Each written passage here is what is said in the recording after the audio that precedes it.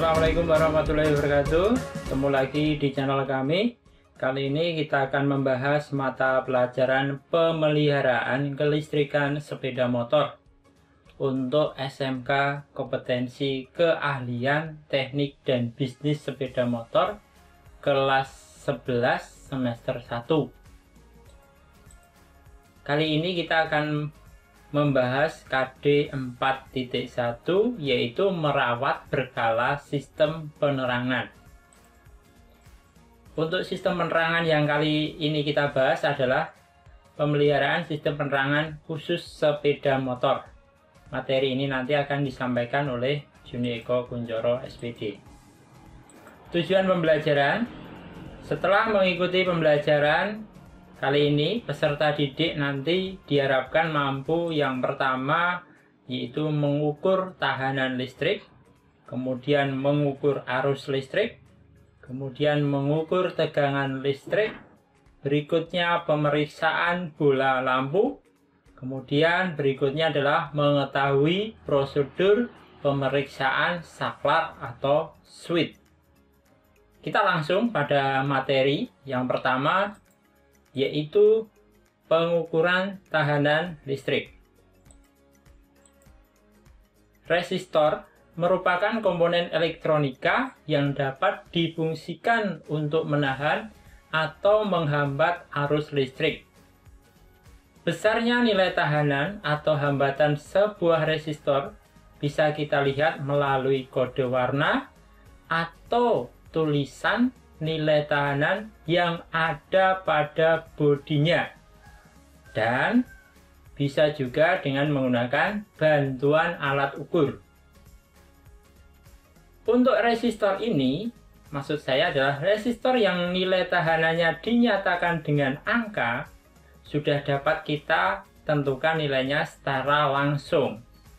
Akan tetapi perlu melakukan pengukuran dengan alat ukur untuk memastikan baik atau tidaknya resistor tersebut. Sedangkan resistor yang menggunakan gelang warna, kita harus menggunakan aturan kode warna resistor untuk menentukan nilai tahanannya. Kemudian alat yang kita gunakan untuk mengetahui atau mengukur nilai tahanan dari sebuah resistor biasanya disebut dengan nama adalah ohmmeter.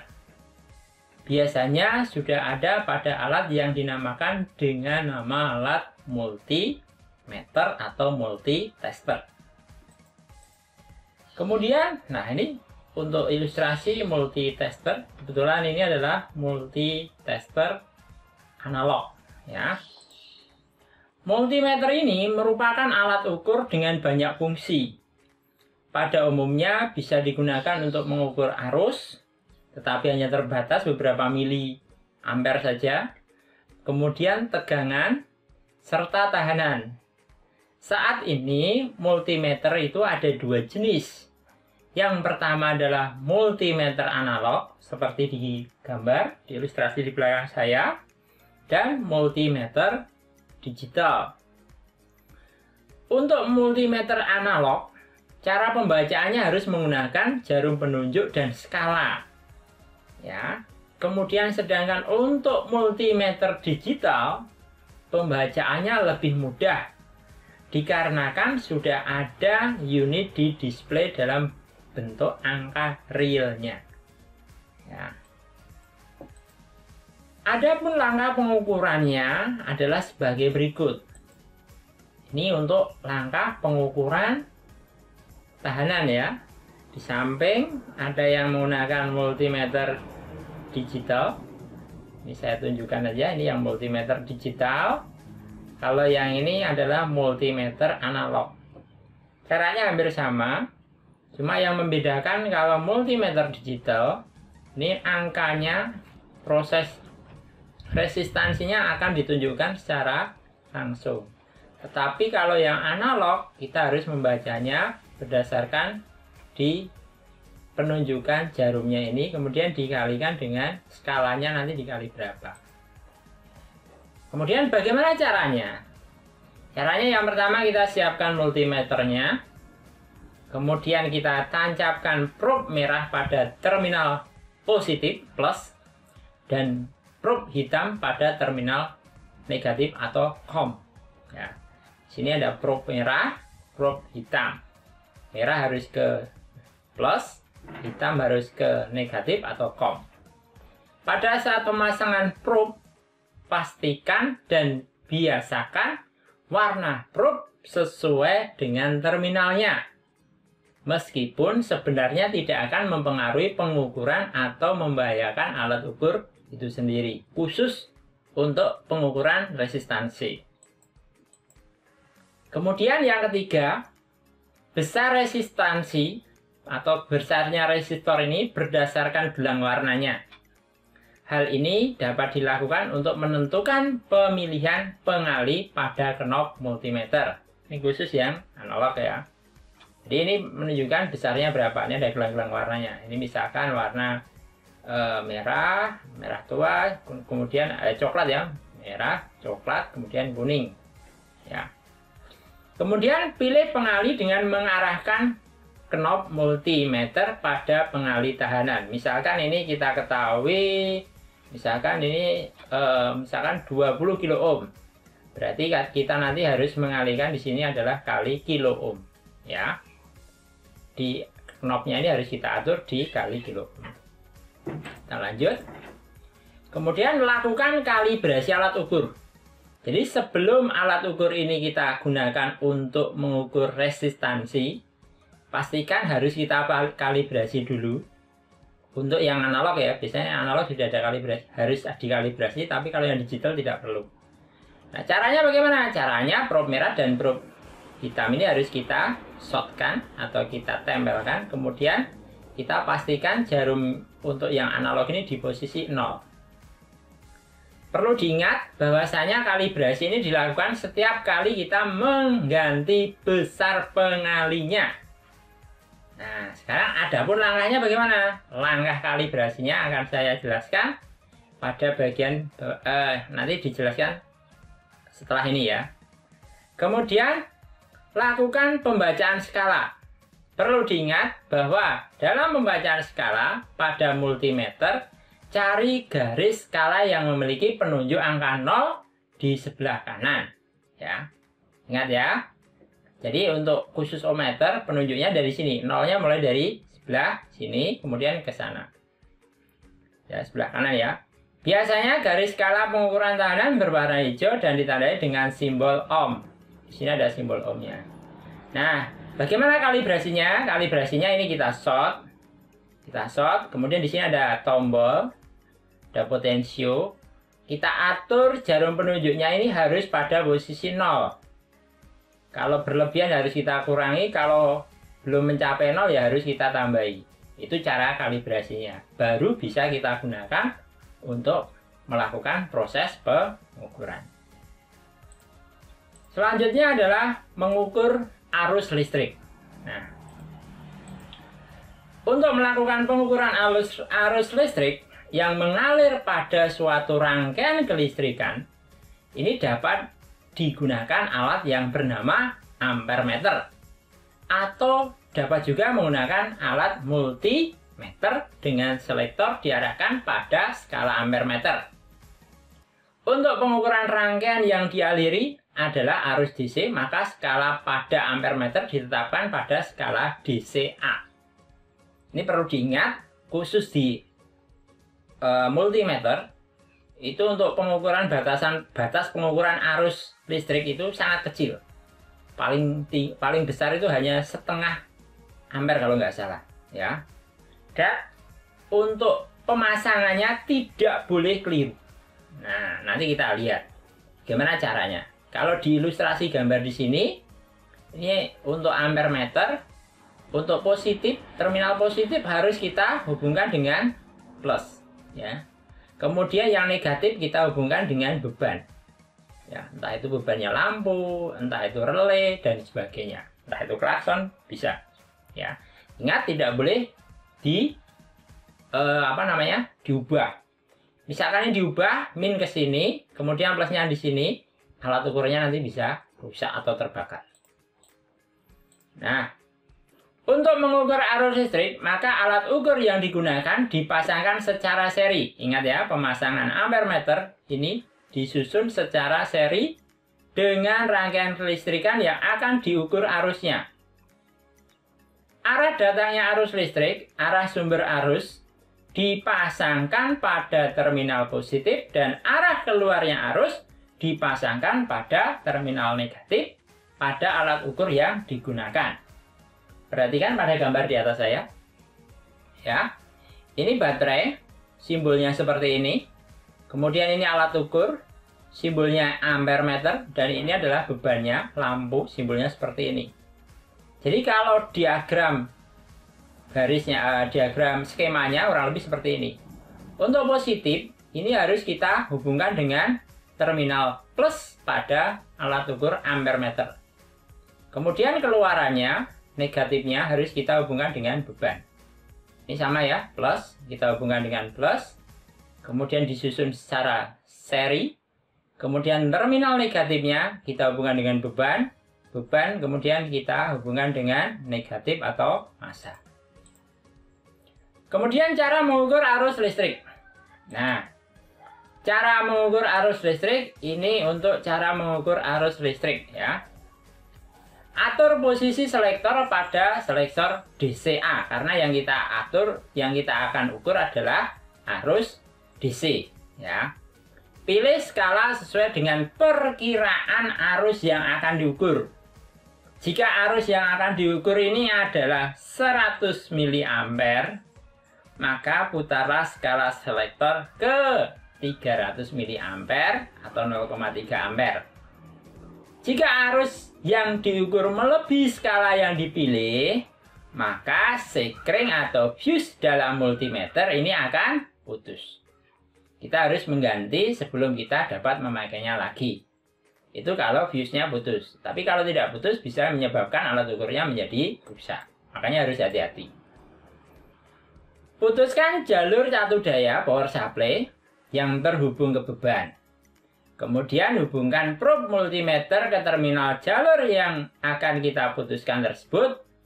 Probe merah ke output tegangan positif, probe hitam ke input tegangan, maksudnya ke beban ya, ke tegangan plus beban. Ataupun yang rangkaiannya akan kita ukur. Kemudian baru kita baca hasil pengukurannya di display. Kemudian yang ketiga, mengukur tegangan listrik. Nah, ini di bidang otomotif ya, biasanya ini yang kita ukur ini tegangan DC. Untuk mengukur tegangan listrik pada suatu rangkaian kelistrikan, maka dapat menggunakan alat namanya voltmeter. Atau dapat juga menggunakan multimeter. Dengan skala, maksudnya dengan selektornya, dengan pemilihan fungsi multimeter ini diarahkan pada skala volt. Bila akan mengukur tegangan AC, maka skala yang diarahkan harus pada ACV. Maksudnya adalah mengukur tegangan arus bolak-balik. Sedangkan bila kita ingin melakukan pengukuran tegangan DC, maka skala harus kita arahkan pada skala DCV. Ya. Nah, untuk pemasangan alat voltmeter dilakukan secara paralel. Kalau tadi seri, ya untuk ampere meter, kalau voltmeter harus paralel. Yang artinya, probe positif pada alat ukur dipasangkan pada terminal positif. Atau bagian yang dialiri tegangan positif. Sedangkan untuk probe negatif pada alat ukur ini dipasangkan pada terminal negatif atau bagian yang dialiri tegangan negatif. Coba perhatikan di gambar berikut ya. Nah, ini contohnya untuk mengukur tegangan baterai. Untuk probe positif harus kita hubungkan dengan terminal positif pada baterai. Negatif harus kita hubungkan dengan terminal negatif pada baterai. Nah, kalau terbalik, alat ukurnya nanti bisa rusak atau terbakar. Jadi tidak boleh terbalik. Jadi harus hati-hati dalam menggunakan alat ukur ini. Khusus yang DC. Nah, Sekarang bagaimana kalau kita akan mengukur tegangan DC atau DC voltage? Nah, ilustrasinya bisa dilihat gambar di atas saya ini. Nah, atur posisi saklar selektor ke DCV dulu ya. Jadi di sini nanti ada selektornya ke DCV dulu. Kemudian pilih skala sesuai yang akan kita ukur. Perkiraannya ya. Jika ingin mengukur tegangan ampol, putar skala selektor ke 12 volt. Misalkan, ini khusus untuk multimeter analog. Jika tidak mengetahui tingginya tegangan yang akan diukur, maka disarankan untuk memilih skala tegangan yang lebih tinggi untuk menghindari kerusakan pada multimeter. Ini contohnya ya. Kemudian hubungkan probe ke terminal tegangan yang akan diukur. Probe merah pada terminal positif, hitam ke terminal negatif. Ini contoh di gambar ini ya. Ini untuk gambarnya, realnya. Ini untuk skemanya. Ini adalah baterai simbolnya seperti ini. Ini beban lampu, gambarnya seperti ini. Dan ini alat ukurnya. Jadi pemasangannya harus secara paralel. Untuk terminal positif harus kita hubungkan dengan baterai plus. Negatif harus kita hubungkan dengan negatif ya. Kemudian tinggal kita baca hasil pengukuran di multimeter. Nah, sekarang bagaimana kalau untuk mengukur tegangan AC atau alternating current voltage ya. Nah, pastikan yang pertama kita harus atur posisi saklar selektor ke ACV. Di sini ya, harus kita atur ke skala ACV. Ini contoh kita mau mengukur tegangan jala-jala PLN ya. Ini harus kita atur dulu. Tidak boleh di posisi DC, kalau DC nanti bisa terrusak. Jadi kita harus tahu ini tegangan AC atau DC. Pilih skala sesuai dengan perkiraan tegangan yang akan diukur. Sama seperti DC tadi ya. Jika ingin mengukur tegangan 220 volt, maka kita harus putar skala selektor ke 300 volt. Ini harus kita atur ke 300 volt. Nah, khusus untuk multimeter analog. Sama halnya di multimeter DC. Jika tidak mengetahui tingginya tegangan yang akan diukur, maka bagaimana? Disarankan untuk memilih skala tegangan yang lebih tinggi untuk menghindari terjadinya kerusakan pada multimeter. Kemudian kita hubungkan probe ke terminal tegangan yang akan diukur. Khusus untuk tegangan AC, karena tidak tahu polaritasnya, maka ini boleh dibolak-balik. Ini mau taruh sini merahnya, hitamnya sini boleh. Atau dibalik, ini hitam, ini merah boleh. Karena untuk AC itu tegangannya, arusnya adalah bolak-balik, jadi tidak tahu polaritasnya. Kemudian baru kita lihat di hasil pengukuran di display. Kemudian bagaimana cara kita untuk memeriksa bola lampu? Nah, ini khusus di sepeda motor ya. Sebelum memasang kembali bola lampu, kita periksa lebih dahulu kabel saklar switch-nya dulu. Ya, dari sambungan yang kurang kontak atau terhubung dengan sempurna. Setelah itu baru melakukan pemeriksaan bola lampu dengan cara diterawang. Filamennya putus apa tidak ya. Jika kurang jelas, kita bisa menggunakan avometer pada posisi ohm. Bila ada nilai tahanan, berarti bola lampu dalam kondisi baik atau tidak putus. Namun jika tidak ada tahanannya, berarti bola lampu putus. Ini contohnya, ilustrasinya. Ini kita ada rangkaian lampu jauh ya. Di sini ada lampu kepala ya, bagian kiri, ini bagian kanan. Ini kalau sepeda motor ada yang double ya.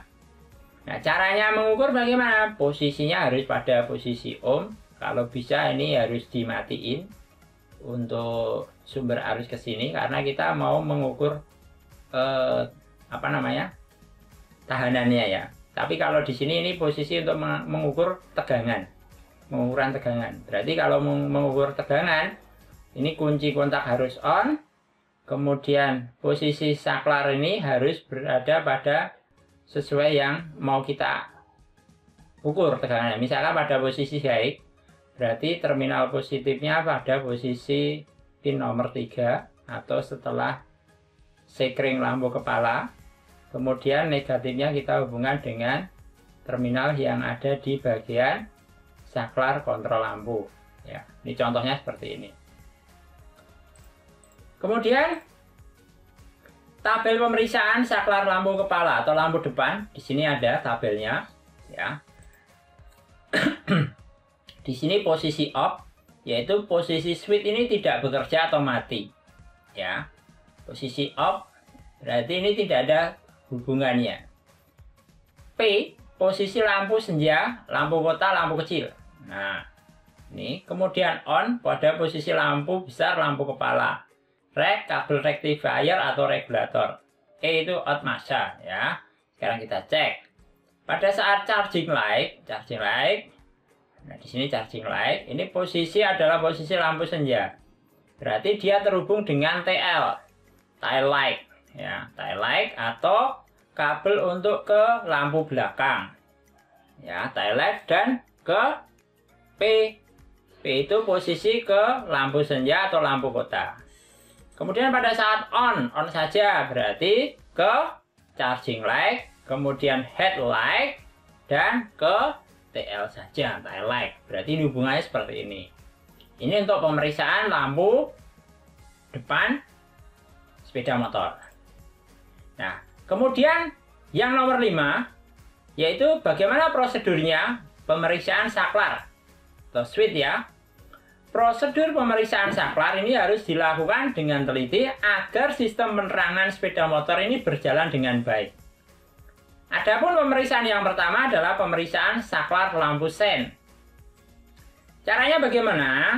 Kita lepaskan konektor saklar yang akan diperiksa hubungannya, kemudian hubungkan dengan avometer pada kabel berikut. Ya. Posisikan saklar ke arah kiri, ya. Kabel warna abu-abu harus terhubung dengan kabel warna oranye. Sini sudah ada tabelnya. Jadi pada saat kabel ke saklarnya ke kiri, berarti oranye dan abu-abu ini terhubung. Kemudian pada posisi yang kedua ke arah kanan, berarti kabel abu-abu harus terhubung dengan kabel yang berwarna biru muda. Ini cara memeriksa saklar lampu sen. Nah, apabila lampu sen tidak menyala atau tidak berfungsi, maka lakukan prosedur pemeriksaan sebagai berikut. Yang pertama apa? Kita periksa kondisi baterainya dulu.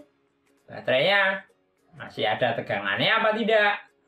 Periksa bola lampu. Bola lampunya menyala apa tidak? Kemudian periksa kondisi sekring. Wah, di sini sekringnya nggak kelihatan. Putus apa tidak? Kemudian periksa kondisi saklar switch kontak dan saklar lampu sen. Saklar ini switch sennya, ya, ini saklar sen dan kontaknya.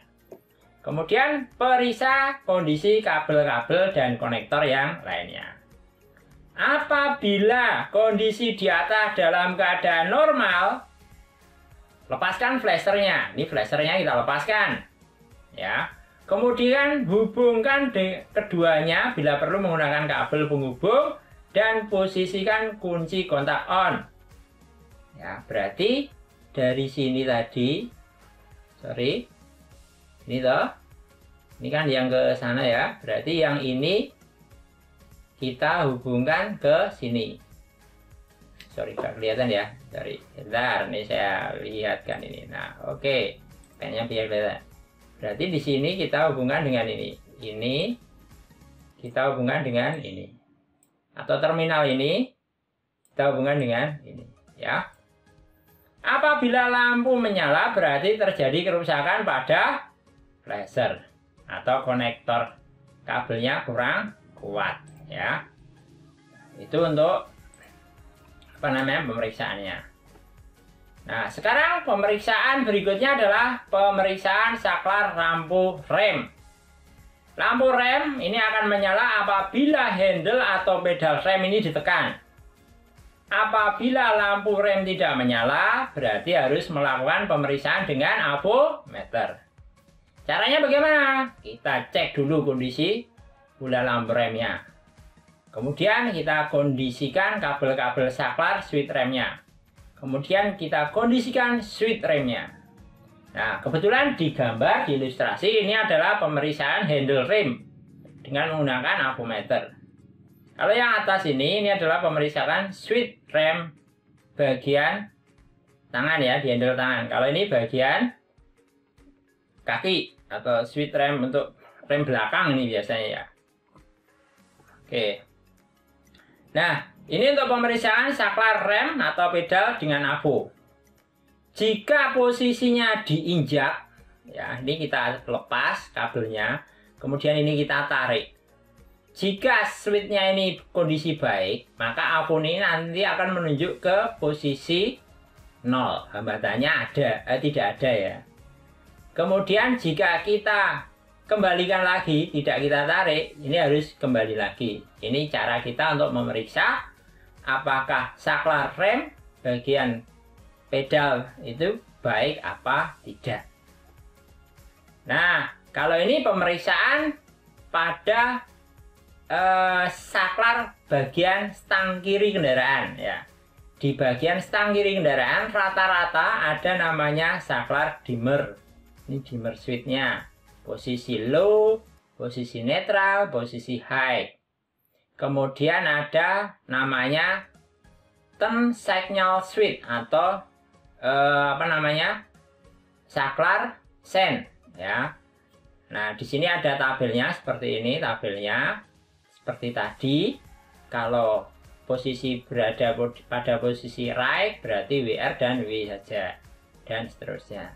Kemudian kalau klakson hornnya ada di bawah, berarti kalau ditekan berarti terhubung, kalau tidak ya tidak. Ini untuk pemeriksaan saklar yang berada pada stang kiri kendaraan.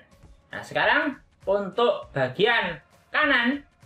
Bagian kanan biasanya hanya ada lighting switch. Nah, ini kalau kendaraan dulu ya, kalau sekarang kan biasanya sudah langsung menyala. Lighting switch berarti untuk menyalakan lampu kepala. Nah, dia posisinya nyala apa tidak bisa kita cek dengan menggunakan tabel berikut ini. Kemudian ini startnya atau starter switch-nya ya. Nah, kesimpulannya yang bisa kita ambil dari pertemuan kali ini adalah prinsip kerja sistem penerangan pada sepeda motor ini akan memberikan sumber arus listrik magnet maupun dari sumber arus listrik baterai dengan cara merubah energi listrik menjadi energi panas.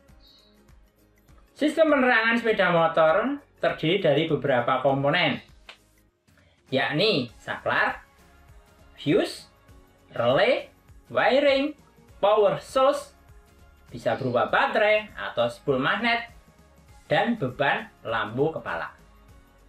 Kemudian yang berikutnya, sistem penerangan lampu kepala ini memiliki dua macam posisi, yaitu lampu dekat atau low beam dan lampu jauh atau high beam. Ya. Nah, untuk referensi saya ambil dari sini, nanti akan saya taruh di bagian deskripsi. Ya. Kemudian untuk pertemuan kali ini kita akhiri dulu. Sekian pada pertemuan kali ini. Sampai jumpa di pertemuan berikutnya dan video-video pembelajaran yang lainnya. Jangan lupa subscribe di channel kami agar tidak ketinggalan informasi tentang video-video pembelajaran yang terbaru dari kami. Akhirul salam. Assalamualaikum warahmatullahi wabarakatuh.